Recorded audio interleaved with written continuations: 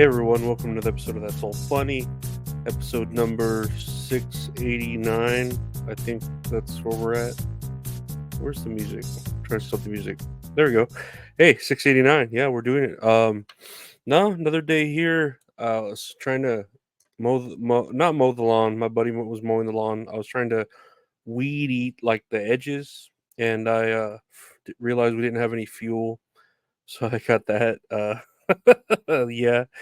And then I know that eBay saga had ended. I got screwed out of not only getting paid the money but the item because I didn't want to yield to eBay, and I told them that, and I put in a complaint, and then I put in a complaint to the buyer because that's all I could really do at this point because I didn't want to admit defeat because I don't believe that I was wrong in my decision. So that's eBay siding on the side of the buyer and not the seller. So I was pretty peeved about that. And then I have I was selling some items, and people were messaging me like, have you ever had, I don't know if you've ever sold eBay items, right? But I remember one time I told the story here. I was messaging, or I was selling a Jeanette McCurdy book with her autograph in it, and I had sold one, and then I had like two other ones. Like I had bought three of her books with her autograph, one to keep, and then like so many to resell. Maybe I bought four. I don't remember. And I do that with vinyls too, and I was getting hate messages, like not from people who wanted to buy it, but people who were like, why are you doing this? You're messing with the economy of it, and it's terrible, and you shouldn't be doing that. How dare you buy her stuff just to resell it? That's not right. And I've gotten, more recent for vinyls like that, messages like how dare you buy multiples of these, like the Rebecca Black vinyl, and I think I bought a Tragic Kingdom collector's edition along with some Red Hot Chili Peppers. How dare you buy these vinyls just to resell them? Da da da. And I'm like, dude, like if you're not gonna buy it, like why are you trying to be some noble person that polices the reseller market? Like I only bought four, or I bought two. I never bought. They lessen the limit to four, and then I'm pretty broke. So I do it in that pay in four with PayPal or Klarna or one of those Sezzles. I don't know, but these are purchases like I've made long ago, and I'm just getting them into my possession because they take a long time, I guess, to pre-order and stuff like that. But I don't know. I just hate when um people are out there policing for someone else when it's like, dude, just if you're not gonna buy the item, stay out of my inbox. Like I'm just gonna block you. You know what I mean? Like I don't understand. I do understand they're trying to be like noble or something, but like I wouldn't. I have my time and energy to other things, I guess, like sleeping or eating or not or playing Mass Effect, which I'm trying to replay the first Mass Effect on insane difficulty, and it's fucking hard. I forgot how hard that shit was. Like I used to be good. I used to be good at video games. Now I'm not. But let's check out the news. We got quite a little bit of news here.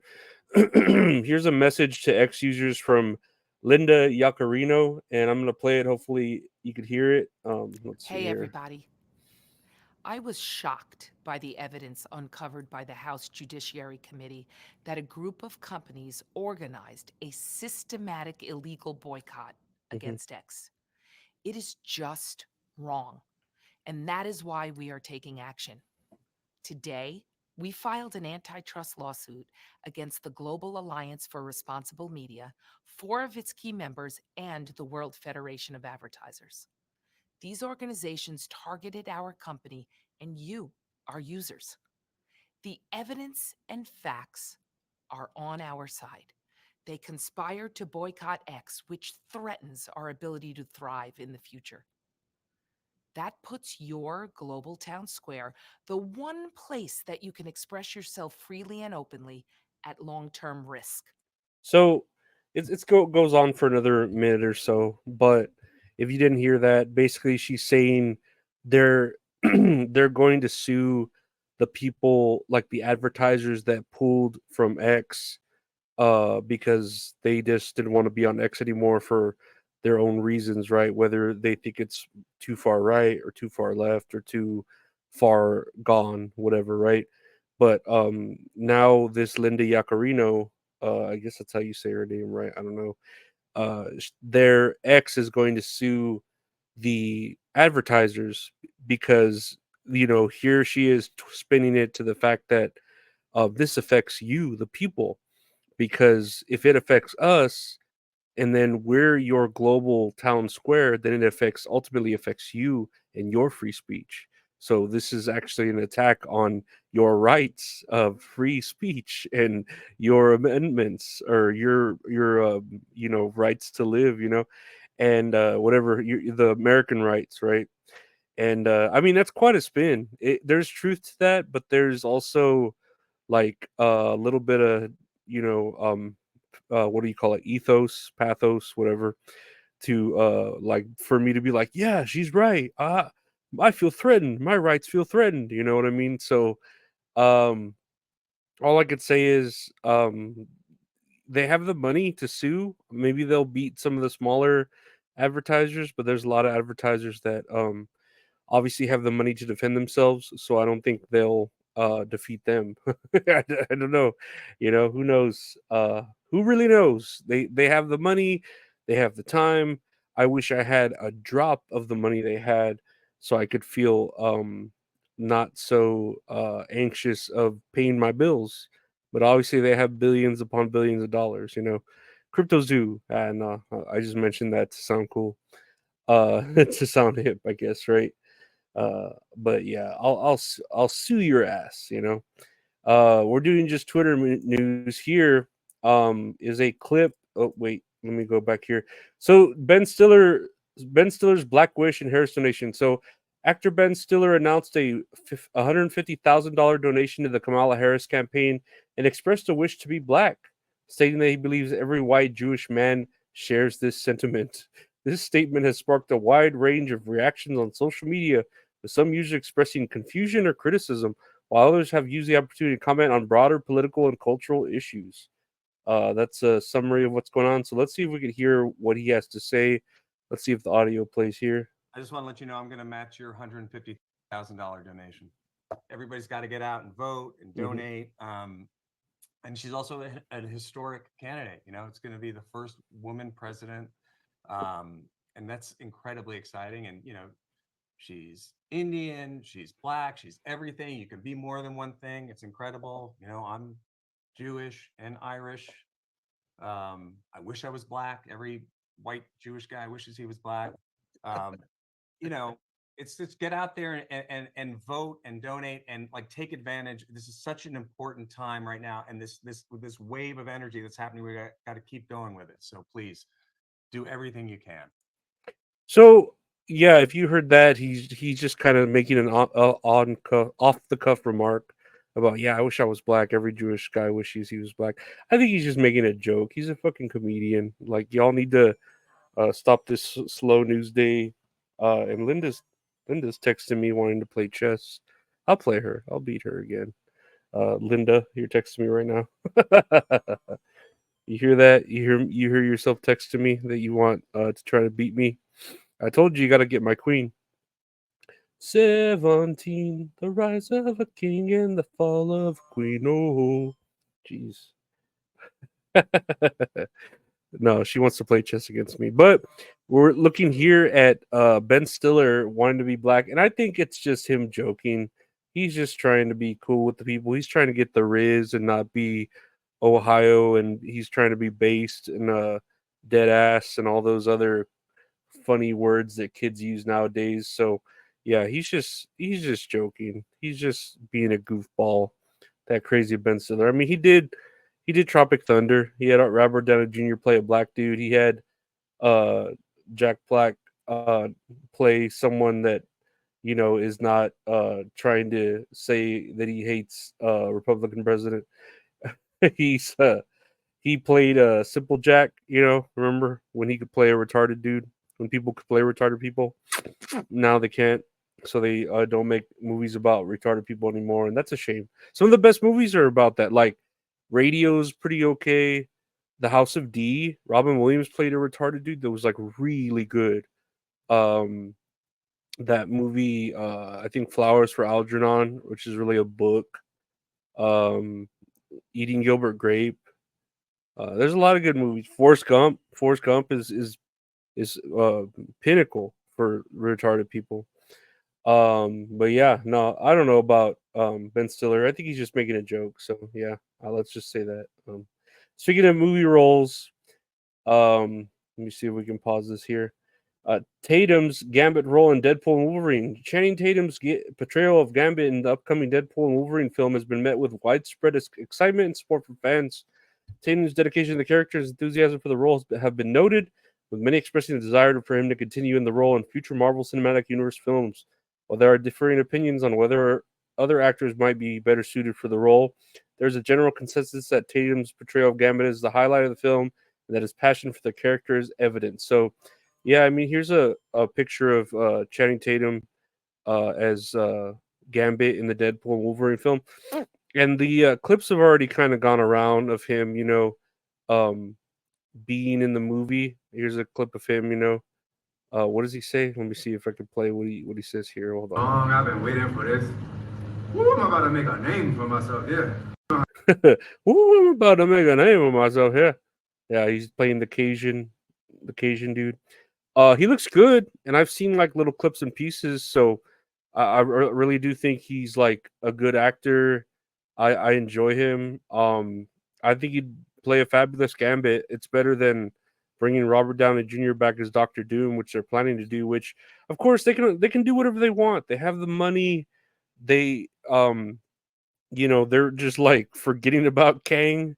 That's fucking shitty. I hope they bring him back because I mean I don't know the dude personally, obviously, and we all need second chances or third chances or fourth chances sometime, especially if you're in Hollywood and you're a black dude. Like, come on, a black dude should get a few more chances than that. You know what I mean? Like, I don't know why they canceled him so quickly with the King Dynasty, but they really wanted to.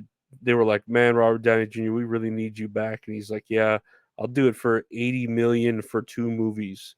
I'll do it for 40 million a movie." Like, that's insane. And then he does look more like a villain now, Robert Downey Jr., just because he's all vegan now and shit, so he's all thin and scary looking. So I guess he could play a good villain. But yeah, I haven't watched the Deadpool Wolverine movie. I'll have to wait till it comes to streaming or something, just because I don't get out very much, obviously. So yeah, but he looks good as Gambit. I know Jennifer Garner looked good as Elektra. Spoiler alert, but that's everywhere. Blade, Wesley Snipes is Blade. That girl, what's her name? Daphne Keene is X-23. I don't know. It was fun. Chris Evans as Flame on Firestarter, and I don't know.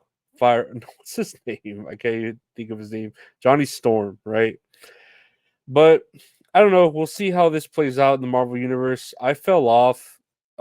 I really wanted to like Ant-Man 3, and I didn't watch it just because of the trailers for it, and then that movie is even more worthless now with the King Dynasty being canceled. So we'll see what happens now with the MCU and with the ripple effects of what Deadpool. Ooh, I'm about to make a name of myself here. Yeah. Finally here, on our Twitter news, Walz legislation. So you want to know where you gonna go? So you want to know where you gonna go? Walz, Walz, Walz, Walz. Tim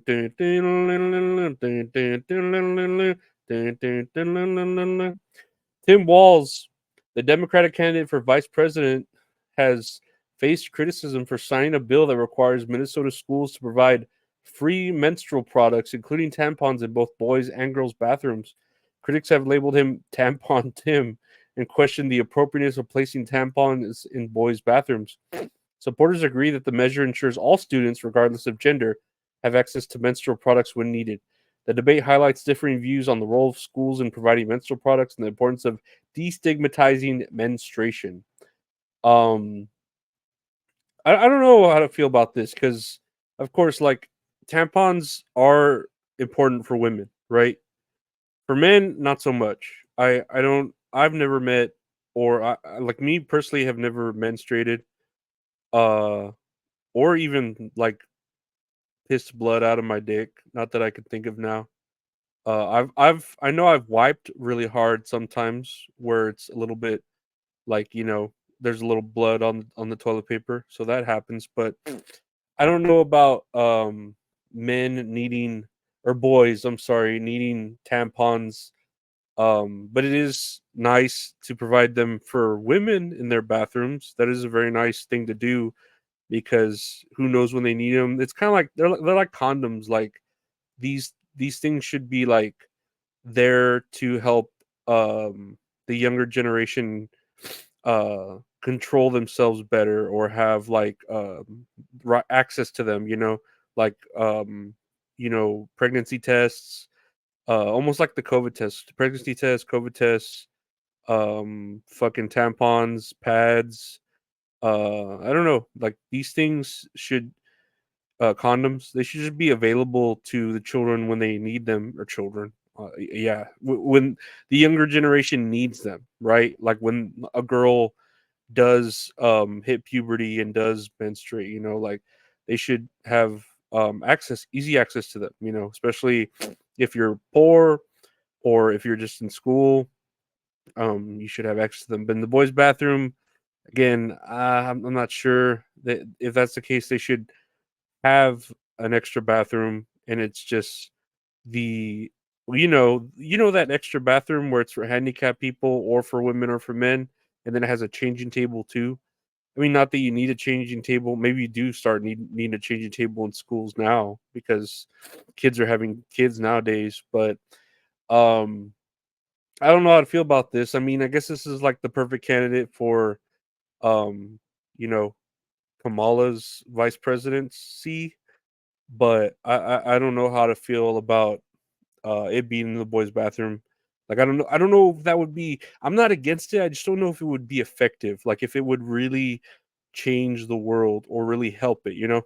It's kind of like when people put like back scratchers in the woods for bears. Like that's cool. A bear might use it, but a bear has a tree there to scratch himself with. He doesn't need like a human made back scratcher to help him. He has the necessary tools. So I don't think they'll effectively be used, and then in that case be just a waste of funds for the state or the school or the government or the taxpayers, which I mean the government already likes wasting money from the taxpayers. So all we could do is laugh. No, I don't know. Whatever. That's that's the taxpayers saying that that's all funny, guys. So thank you for listening to the podcast. That's all funny. Where podcasts are available, search That's All Funny.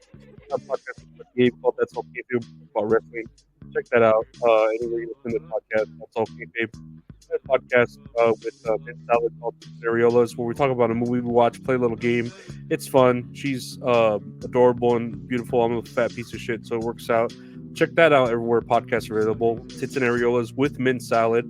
You can watch video versions of all those on the YouTube channel, youtube.com/@LorenzoAreola. The podcast for wrestling comes out Mondays. The video podcast for Tits and Areolas comes out every Tuesday night at 8 p.m. Central, 9 p.m. Eastern, live. So check that out on the YouTube channel live whenever you want to see it. Whenever it premieres live. Check out the Patreon, patreon.com/Lorenzo Areola for bonus episodes, early episodes, ad-free episodes, deleted episodes, stuff like that. Check out all my links over here. My QR code buffet for donations if you want to help the podcast to donate, or check out the link trees and stuff like that. I want to thank my Patreon members. I want to thank all y'all for liking and subscribing. Thank you at Retro Horror Inc. for the art. Take care, stay safe, share, bye.